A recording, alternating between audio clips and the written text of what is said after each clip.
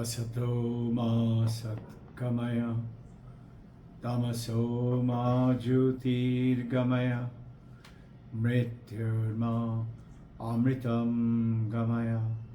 Om Shanti, Shanti, Shanti. Mother, take us from unreal to real, from darkness of ignorance to wisdom of light, from death to immortality. Om, peace, peace, peace. Welcome to the beautiful Sunday session, introducing today through the Thursday sessions. And last Sunday we had a wonderful long session about how the mindfulness meditation which is going around in the world today, the billion-dollar industry, how it is transgraded from India and came through the Buddhisms apparently. And we did the research and we found that Bhagavad Gita, way before, Buddha came about 2,500 years ago, Bhagavad Gita is between 3,000 and 6,000 years ago or maybe more. And there are beautiful stotras after stotras about being mindful. And Advaita Vedanta, more than 6,000 years ago, is talking about oneness, talking about awareness. So this awareness is along with the Buddhism called Anatma, meaning there is no God, there is no self. And Advaita talks about God is without form, that is no form at all. God is with form. God is Ardhanarishwar. There is half woman, half man. God is in the animal form. God is in the stone form. God is in the Shivaling form. God is in the mountain form. Our ancient Indias like Amarnath or Kedarnath and such things. So now our intention today is that not a comparison. All religion takes you to a beautiful world of oneness. That realization through the Buddhism or Hinduism or Advaita Vedanta, anyway, you're going to get it. So today we want to talk about fullness, completeness. When you're complete, then you have no desire. You have everything. For example, supposing your stomach is completely full, you don't feel like eating anymore. And even if you force yourself, you can maximum force a little bit more, but that is completely full. Now you can't. Same way, your desires suddenly diminish when the completeness comes. Supposing you were crazy about chocolates and you're covered full of chocolates, craving about chocolates go away. So this completeness, fullness, to understand this is there's a beautiful mantra which we keep referring to, and this is from Isha Upanishad, Shanti Mantra. Purnamada Purnamidam Purnat Purnamudachyate Purnasya Purnamadaya Purnameva Vashishyate. So that is Purna and this is Purna. That is what the Brahman, the God, the Ishvara is complete. No doubt. Everybody believes, those who believe in God. But this is Purna, this samsara, this world is also Purna. Now, why is it that we not feel Purna? It's because we identify ourselves with this little name and with this little form. Give ourselves a body and we limit ourselves to this body and the mind and the form, and we say, this is me. We cannot think of beyond that.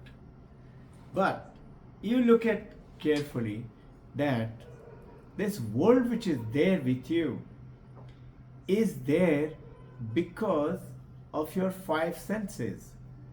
that five sense brings the world to you, and yet the five senses, when it brings to you, you cannot see the world unless you're conscious.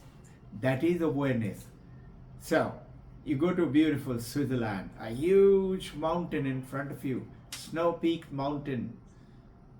Now imagine that you are there and you're seeing the mountain. Now which came first, the mountain or you? You will say mountain was always there. I've just gone, and this is the normal people will say. But as a Vedantist, you look at it.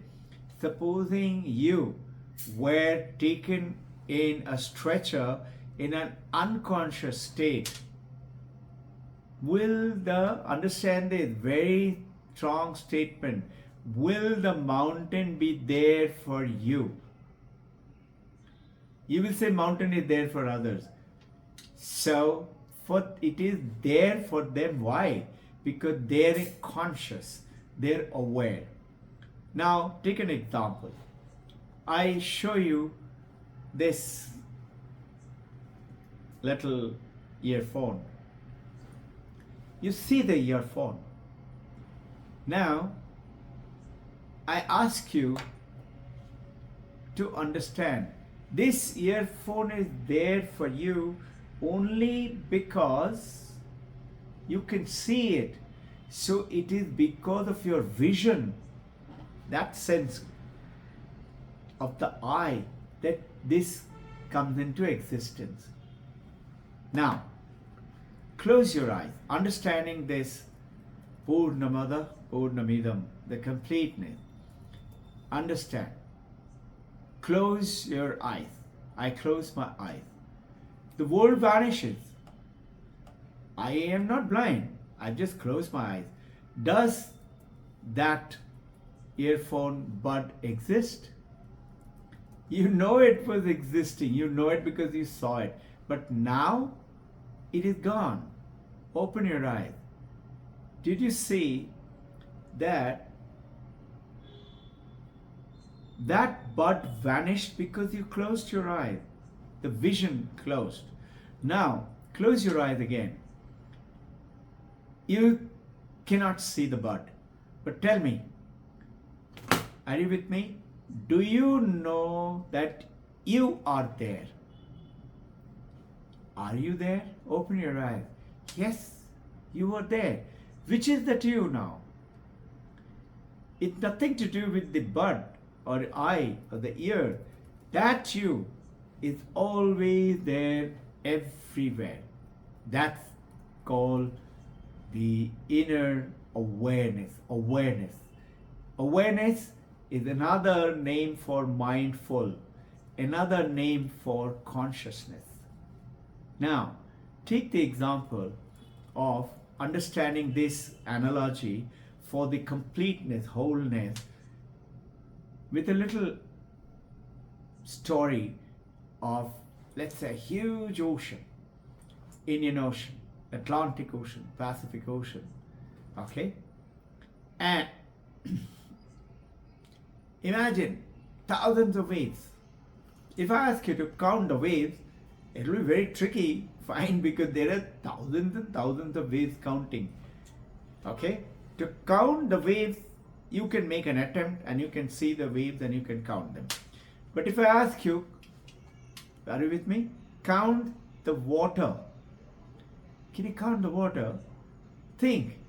The waves also have water, the ocean also has water, the bubble and the froth and the small wave and the big wave, everything is water. Water is only one. Waves are many. Now, little deeper. Think.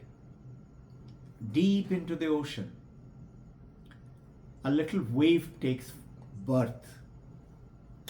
Give it a name. Okay? Let's say the Robbin Ghosh wave. Robbin Ghosh wave is bubbly, chirpy, playing around, having great fun, laughter, joy. And there are other waves he's playing around with.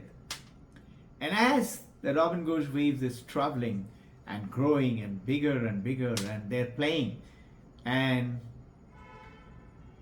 the other friend tells Robbin Ghosh, can you see the dark line there? You say, yeah, what is that line? So the friend tells Robbin Ghosh, that is called the shoreline. Maybe California, maybe Goa, maybe Mumbai, Marine Drive, anything. It's the shore. The Robbin Ghosh has never seen that. He said, what is that? The friend says, he's more experienced, that is the shoreline. He said, yeah, what is going to happen? He said, you're going there. I said, really? Robbin Ghosh says, really? What am I going to do there? He said, no, you're going to go and you will smash into the shore on those rocks. Can you see? So then, that you will break into thousands of water droplets and shower and water vapor. I say, then? He said, then you will not be Robbin Ghosh wave anymore. The wave will die. You will die. I said, what? I cannot die. I am a wave. He said, you are going to die there. Now, I don't like that message. So I said, I don't like your message. I don't believe it. I don't want to play with you. That guy says, oh, you're a monkey, fool. He goes away. Another wave comes in. I like that wave. It's a nice, beautiful wave.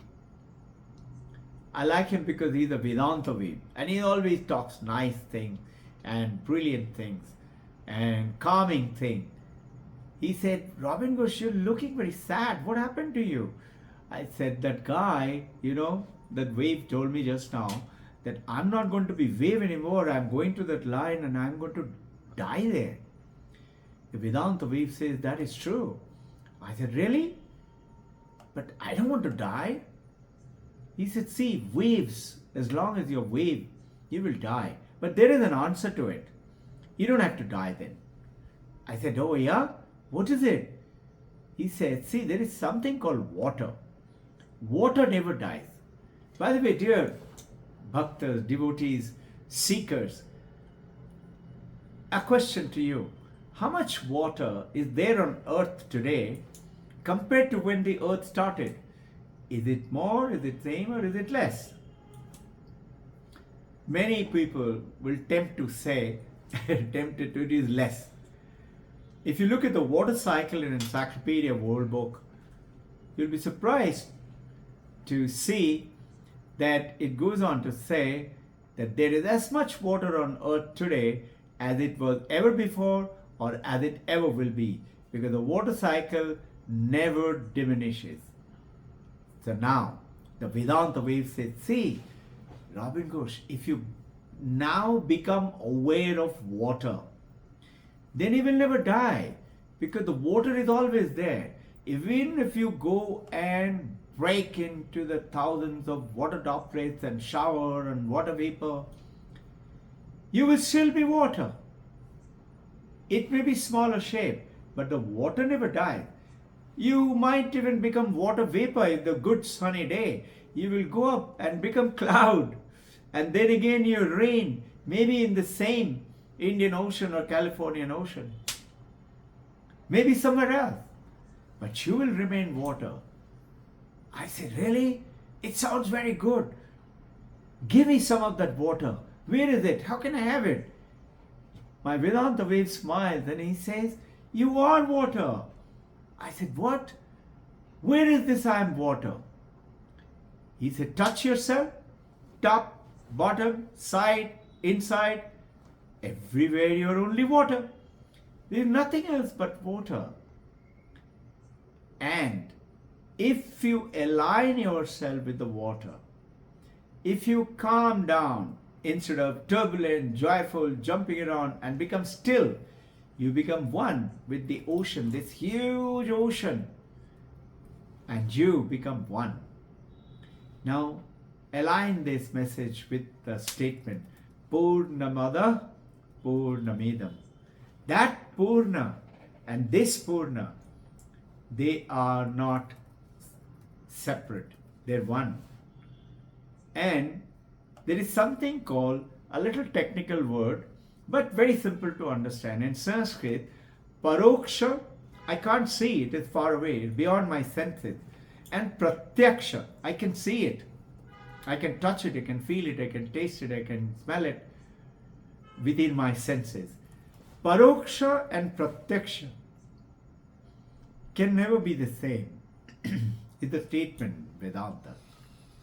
How is then that Purna and this Purna is one?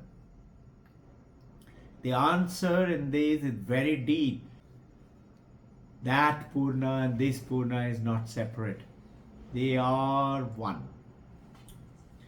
That same Purna has become this Purna. Now, how does it imply in our session today? This awareness, this consciousness is the one which is like the water has created the ocean, the river, the dirty puddle on the street, or the huge waves. Once you know your water, you don't have to look at the tsunami and say, oh my God, I can never be that. You can never look at the little droplets and say loser and have a gap between you and him. You say all of us are water. That one consciousness is built everything in this universe. You will say, no. See, this consciousness is, first world got created. And once the world got created, then the animals and the plants and etc. This is the Darwinian theory or evolution. As per the latest, listen to the theories of the 3 Nobel laureates of the 3 physicians, 2022. You know what is their theory for which they got the Nobel Prize? Dear devotees, dear researchers, searchers, seekers, they say this world is not real. What does that mean? This world, reality is what we think, which is something you can touch and taste and smell and eat. But this world is that consciousness. This wave is not a wave or an ocean or a puddle. It's all water. It's all consciousness. You say, how can it be? Consciousness, before the universe got created, there was consciousness? Vedanta said, yes. How can it be? You say, okay, let us say it was not there. Now, this you have to answer the moment you say there was no consciousness, the world got created by the material, and then the consciousness, like an epiphenomena of the brain, created this world. You have to answer one question, and that question is what Google it today called hard facts of consciousness. They say that physical matter can never create consciousness. Consciousness itself has become the physical matter. The consciousness was there. That Purnamada was there and has become Purnamidam. But there is no difference. That water is there in the glass of water, or in that bubble, or in the froth, or in the ocean, or in the river, or in the cloud. It's the same water. So there is a beautiful statement in World Book Encyclopedia in the water cycle to make you remember, and children and students never forget it. I don't forget it because I had happened to read it. You know what it says? It says the water that you're drinking right now, this water that you're drinking right now, may have been the water in which you took birth. You took bath 30 days ago. The water that you're drinking right now, you may have taken bath 30 days ago. And it may be the same water which Alexander the Great drank 2000 years ago. Really, to say it is the same water, same consciousness. Now, what's the meaning of today's session? Once you know your Purnam, you're using this body. You're using this mind, the intellect, the memory, the ego. And whether we are good, we are smart, we are intelligent, we remember better, we have got great degrees, or we have not done studies, just think. The difference is on the mind. But the mind cannot function The senses cannot function until and unless the mind has the power from the consciousness. That means I'm not in coma. If I'm dead, I have zero consciousness. Coma, little consciousness. Unconscious, little better consciousness. Deep sleep, slightly better consciousness. Awakened but not focused, little better consciousness. Consciousness is there for to power the brain, and the brain in turn powers the senses. Senses go out and grab the world through the optical instrument and audiometry instrument into the brain, and the brain then is bringing the world back to you. So, to you is who now? The mind. But the mind cannot function unless the consciousness empowers it. It is like the moonlight, full moon. And you say, what beautiful full moonlight. But we never say, what beautiful sunlight. Have you realized the parody? Moon doesn't have light. You and I know theoretically, but we never apply it. So what is it? You and I have forgotten who we really are. If you align yourself, just become aware of your consciousness, of your awareness, then that I, when you closed your eyes, that I was there, that I will always be there unless this body dies. Now, don't get into that, but that awareness is always there, always there. Now, if I become aware, what happens is it empowers my mind and the intellect and the brain, brings clarity. And to do that, you have to know about it. What's the difference? Think for a second. Does a matchstick, does it know that it can create fire? No. Somebody has to hold a matchstick and the matchbox and strike it. That somebody is the guru, is the teacher, is the parent, is the colleague, your friend, your partner. That matchstick has the power.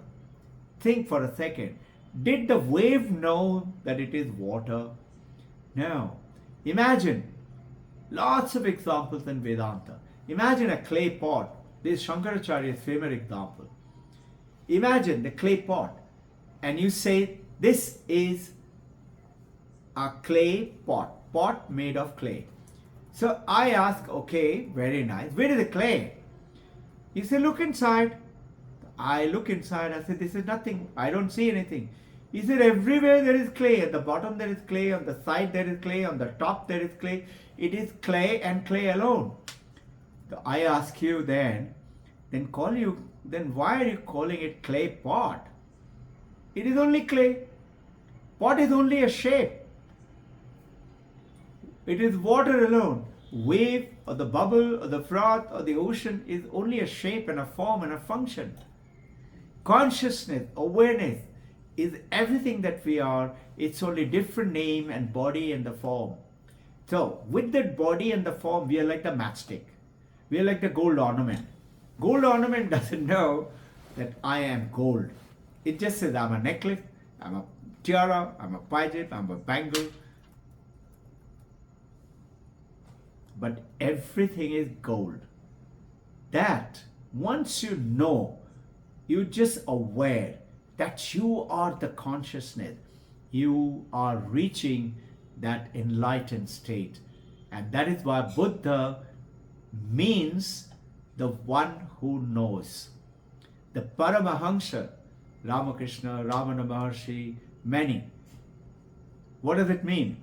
He who knows, a Paramahansa, Hansa, Rajhang, as mythologically told, they can separate. If you mix water and milk and give it to it, it can drink the milk and leave the water. The Paramahansa can live in this world but leave the samsara and take the nectar of this Purnamada. Let's have a great Sunday. I wish you great joy and ananda and oneness with your own self. Discover, uncover, who is this me? Think about it before you go to sleep. Jai Guru.